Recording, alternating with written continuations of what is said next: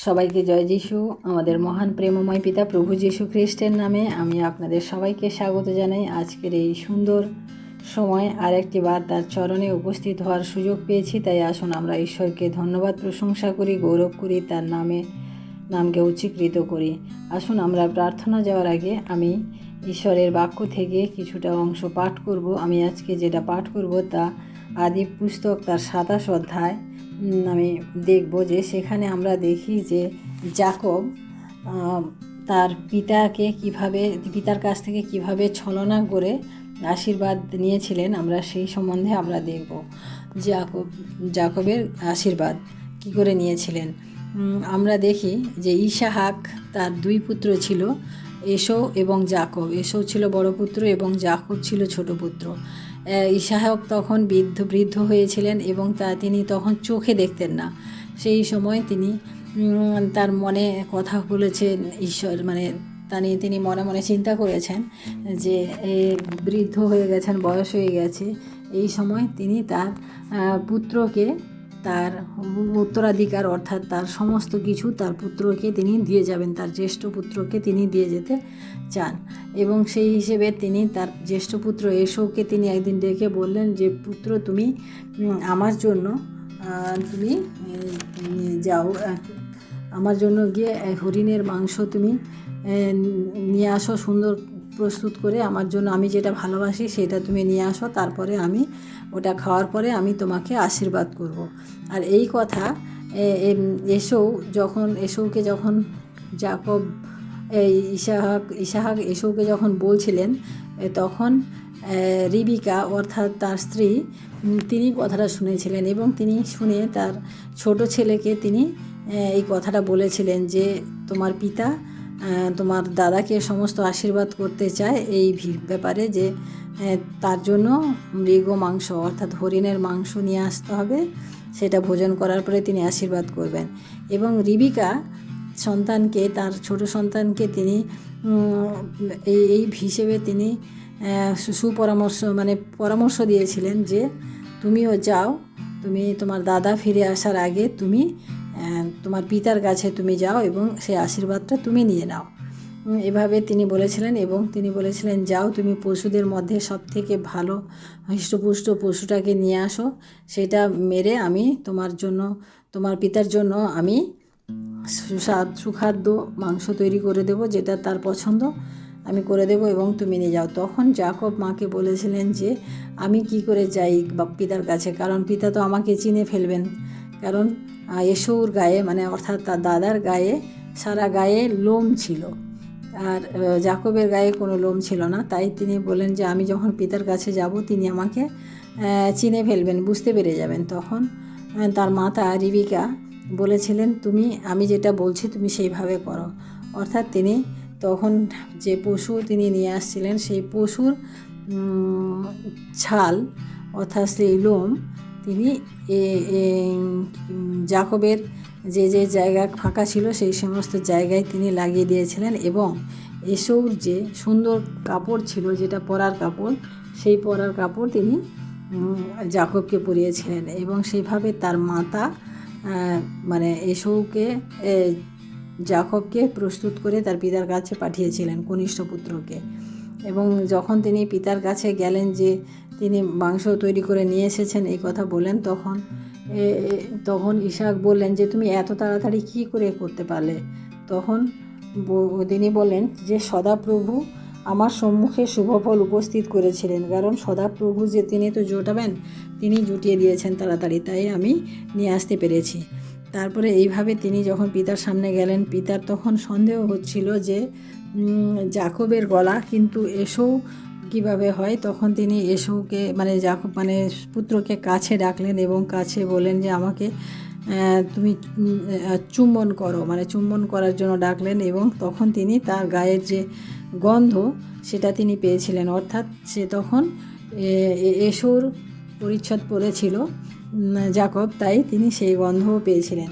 তখন তিনি নিশ্চিন্ত হলেন যে না, এই আমার পুত্র এসো, এবং তিনি সেই মাংস ভক্ষণ করলেন এবং মাংস ভক্ষণ করার পরে ইসাহাককে তিনি প্রাণ ভরে তিনি আশীর্বাদ করে তিনি সুস্বাদু খাদ্য প্রস্তুত করিয়া পিতার নিকটে আনিয়া কহিলেন, পিত, আপনি উঠিয়া পুত্রের রানিত্ব মৃগমাংস ভোজন করুন এবং আপনার প্রাণ আমাকে আশীর্বাদ করে। তখন পিতার ইসাহাক কহিলেন, তুমি কে? তখন তিনি বললেন যে, আমি তোমার জ্যেষ্ঠ পুত্র, এসো। এইভাবে আমরা দেখি যে তিনি ছলনা করে পিতার কাছে গেলেন এবং সে পিতা যখন মৃগমাংস খাওয়া শেষ করলেন, খাওয়ার পরে তিনি তাকে আশীর্বাদ করলেন এবং সমস্ত কিছু তাকে যখন দিয়ে দিলেন, তখন যাকব সেখান থেকে পিতার গৃহ থেকে যখন বেরিয়ে এলেন, আমরা দেখি তারপরে এসেও তখন পৌঁছে গেছেন। এসেও সে মৃগ মাংস রান্না করে নিয়ে এসেছেন এবং তিনিও পিতাকে বললেন, পিতা, আমি তোমার জন্য তোমার পছন্দ মতো আমি তৈরি করে নিয়ে এসেছি মাংস। তখন ইসাহাক বললেন যে, তুমি কে? তখন বললেন, কেন, আমি তোমার জ্যেষ্ঠ পুত্র, এসো। তখন শুনে মাত্র ইসাহাক অবাক হলেন, বললেন যে, তাহলে এ আগে আসছিল কে? ইসাহাক কহিলেন, তোমার ভ্রাতা ছলভাবে আসিয়া তোমার আশীর্বাদ হরণ করিয়াছে। এসব কহিলেন, তাহার নাম কি যাকব, অর্থাৎ বঞ্চক নহে? বাস্তবিক সে 2 বার আমাকে প্রবঞ্চনা করিয়াছিল। আমরা দেখি যে এর আগেও এসবকে খাওয়ার লোভ দেখিয়ে খাওয়ার দিয়ে যাকব তার জ্যেষ্ঠাধিকার হরণ করেছিলেন, আর এবার তিনি পিতার আশীর্বাদও তিনি হরণ করলেন। এভাবে তিনি হরণ করলেন। তখন আমরা দেখি যে এসেও যে পিতার জ্যেষ্ঠ পুত্র ছিলেন, তিনি পিতার কাছে আসলেন এবং বারবার তিনি বলতে লাগলেন যে, আমাকেও কিছু তাহলে আশীর্বাদ করো, সমস্ত আশীর্বাদ কি তুমি ওকে দিয়ে দিয়েছো, আমাকেও কিছু আশীর্বাদ করো। তখন ইসাহাক বললেন যে, আমি তো তাকে সমস্ত কিছু দিয়ে দিয়েছি, অতএব তোমার জন্য আমার কাছে আর কিছু নেই। এই বলিয়া যখন বললেন, তখন এসেও খুব উচ্চস্বরে চিৎকার করে রোদন করতে লাগলেন। তখন তার পিতা ইসাহাক তাকে উত্তর করে বললেন, দেখো, তোমার বসতি ভূমির সরসতাবিহীন হইবে, উপরিস্থ আকাশে শিশিরবিহীন হইবে, তুমি খর্গজীবী এবং আপন ভ্রাতার দাস হইবে। কিন্তু যখন তুমি আস্ফালন করিবে, আপন গ্রীবা হইতে তাহার জোয়ালি ভাঙিবে। অর্থাৎ এইভাবে তিনি ইসাহাক এইভাবে তাকে আশীর্বাদ করলেন।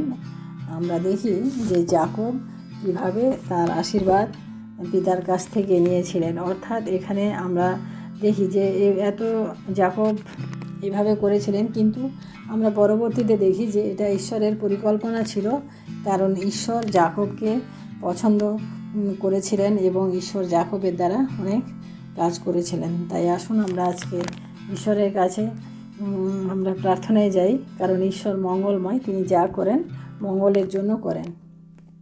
তাই আসুন আমরা প্রার্থনা করি। Hallelujah, hallelujah. মহান প্রেমময় পিতা, তোমার মহান নামে ধন্যবাদ প্রশংসা করি প্রভু। আজকের এই সুন্দর দিনে প্রভু, তোমার বাক্যের দ্বারা আমরা আজকে বাক্য পাঠ করে বুঝতে পারলাম প্রভু যে যাকব কীভাবে পিতার আশীর্বাদ কীভাবে নিয়েছিল, সেটা আমরা আজকে বুঝতে পেরেছি প্রভু। তাই তোমাকে ধন্যবাদ করি প্রভু, কারণ সেই যাকব আমরা জানি যে তুমি ওই পিতা ঈশ্বরের মনোনীত সন্তান ছিল যাকব। তাই তার কাছে যে পরিকল্পনা মাফিক যে কাজ তিনি করেছিলেন, তার সমস্ত কিছু ঈশ্বরের পরিকল্পনাতে হয়েছিল। তাই প্রভু তোমাকে ধন্যবাদ করি প্রভু, কারণ তুমি যা করো ভালো জন্য করো, ভেবে চিন্তে করো। তাই তোমাকে ধন্যবাদ করি প্রভু। আজকে এই রাত্রিতে প্রভু আমরাও চাই প্রভু, তুমি আমাদের জীবনে তোমার পরিকল্পনা অনুযায়ী তুমি কাজ করো, কারণ তুমি যা করো আপাত দৃষ্টিতে তা খারাপ দেখালেও প্রভু পরবর্তীতে আমরা জানি তার পেছনে একটা মহান কারণ থাকে।